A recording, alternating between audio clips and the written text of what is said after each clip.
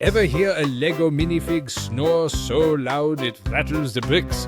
Meet Dr. Brickstein, who's trying to nap, but his roommate, Snorri McBrickface, keeps the whole Lego city awake.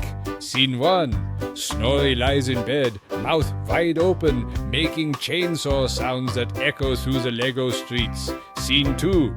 Dr. Brickstein, armed with earplugs and a pillow helmet, tiptoes around carefully, but trips over a Lego sheep and accidentally joins the Snorefest. So, what's really happening here? When we, or minifigs, sleep, the muscles in our throat relax completely.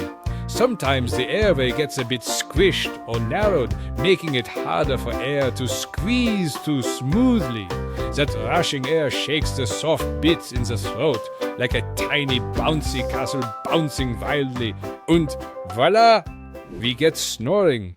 This is exactly what happens in humans. And yes, even in blocky minifigs. Dr. Brickstein tries to fix the problem with a Lego anti-snore machine, but it only makes the snoring louder and adds flashing disco lights. Moral of the story? Snoring is just your airway throwing a noisy party when you sleep.